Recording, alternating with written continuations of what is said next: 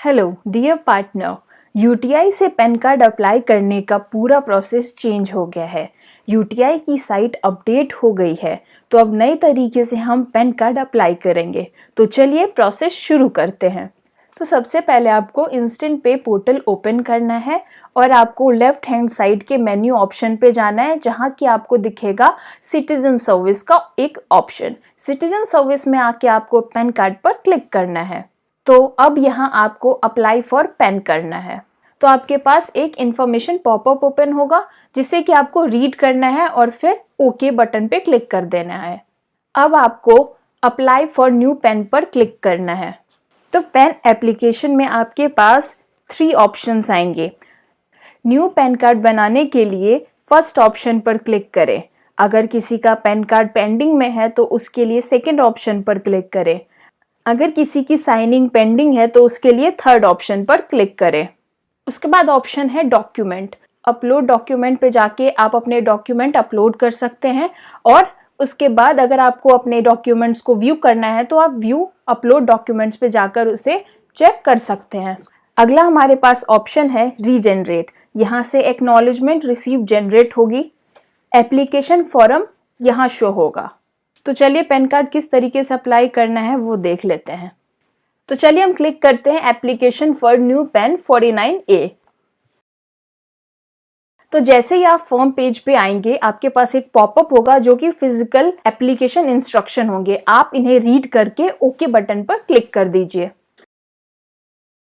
तो अब यहाँ हमारे पास फॉर्म 49A ओपन हो गया है। तो यहाँ हमारे पास ऑप्शन फिजिकल मोड का है।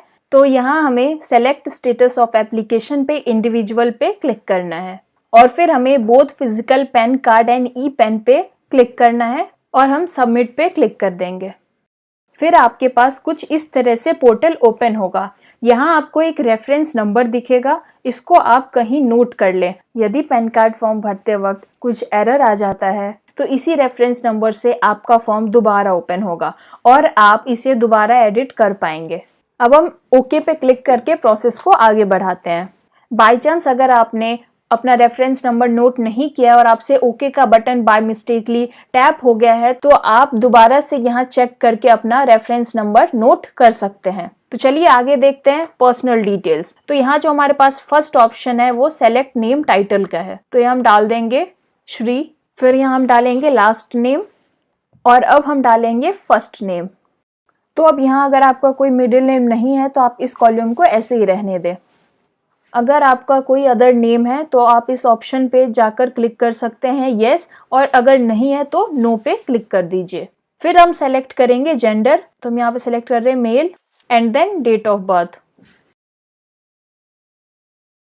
फिर यहाँ ऑप्शन है एड्रेस फॉर कम्युनिकेशन।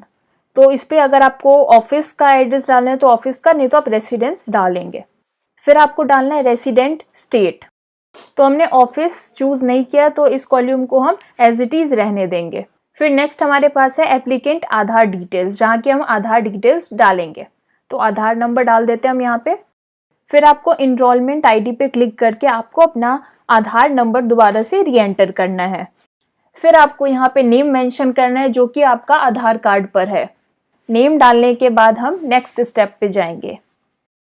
अब हमारे पास एक न्यू पेज ओपन हुआ है जो कि डॉक्यूमेंट एंड पेमेंट का है। तो अब हम यहाँ आइडेंटिटी प्रूफ के लिए आधार कार्ड को चूज कर लेंगे। फिर हम एड्रेस प्रूफ के लिए भी आधार कार्ड चूज करेंगे। अगर किसी के आधार कार्ड में डेट ऑफ बर्थ मेंशन है तो हम यहाँ प्रूफ के लिए आधार कार्ड को चूज कर लेंगे। फिर मेक पेमेंट पे हम यहाँ क्लिक कर देंगे। तो अब यहाँ हम अपने पेमेंट के प्रोसेस को आगे बढ़ाएंगे। यहाँ हमें अपना पासवर्ड डालना है एंड पे फॉर अमाउंट के ऑप्शन पे जाना है।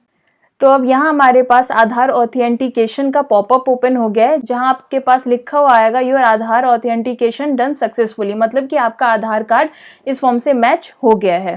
तो हम ओके पे क्लिक करेंगे और अपने प्रोसेस को आगे बढ़ाएंगे। तो यहाँ कॉन्टैक्ट डिटेल्स में हमारे पास ऑप्शन है टेलीफोन ISD कोड।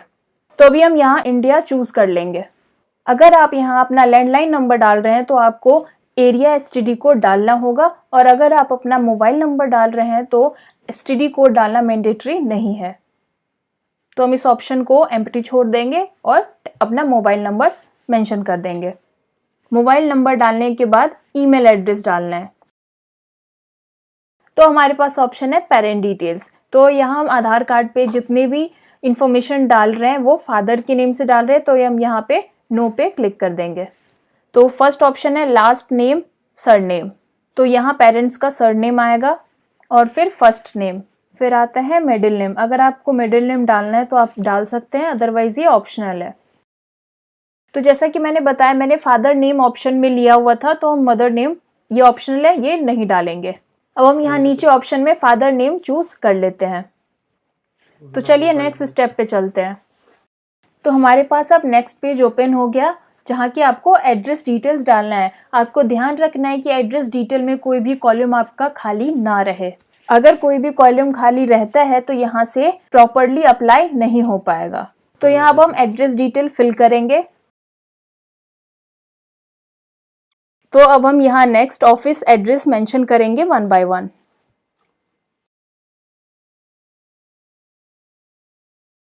तो अभी हम सोर्स ऑफ इनकम में जाके सैलरी पे क्लिक करते हैं। तो चलते हैं नेक्स्ट स्टेप पर। तो हम यहाँ पे ओके पे क्लिक कर देंगे।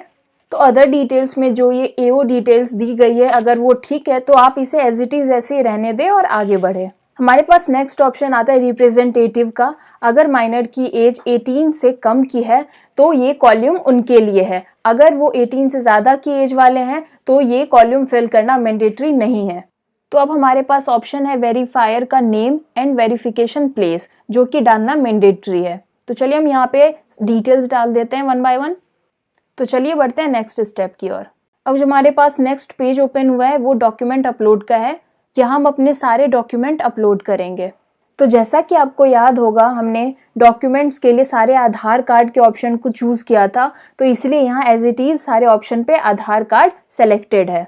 और यहाँ आपको सारे आईडी मैन्युअली अपलोड करने होंगे, यहाँ तक कि फोटोज एंड सिग्नेचर भी। तो यहाँ आपको इस ऑप्शन में कुछ सेलेक्ट नहीं करना है, सीधा नेक्स्ट ऑप्शन पे जाना है। तो चलिए हम इसे अब सबमिट कर देते हैं। सबमिट करते ही आपके सामने ये एक्नॉलेजमेंट रिसिप्ट आ जाएगी, जिसका कि आप प्रिंट निकाल सकते हैं और अपने कस्टमर को दे सकते हैं, या फिर आप इसको डाउनलोड भी कर सकते हैं पीडीएफ फॉर्म में। तो आगे का प्रोसेस बहुत ही सिंपल है, हमें फोटो अपलोड करनी है और सिग्नेचर अपलोड करनी है। तो चलिए प्रोसेस आगे बढ़ाते हैं। यहाँ हम इसे क्लोज करते हैं। डॉक्यूमेंट अपलोड करने के लिए आप अप्लाई न्यू पैन पर जाएं और क्लिक करें अपलोड डॉक्यूमेंट्स पे। स्कैनिंग स्पेसिफिकेशन पेज पे आने के बाद आप स्टेटस में अपलोड पे जाकर अपने डॉक्यूमेंट्स अपलोड कर सकते हैं, पर ध्यान रहे कि इस डॉक्यूमेंट अपलोड करने से पहले आप ये सारे टर्म्स एक बारी अच्छे से रीड कर लें। तो चलिए अपलोड पे चलते हैं।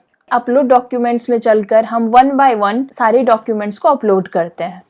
तो अब यहाँ मैंने सारे फाइल चूज कर लिए हैं। अब हम चलेंगे अपलोड पे। तो चलिए क्लिक कर देते हैं अपलोड बटन पे।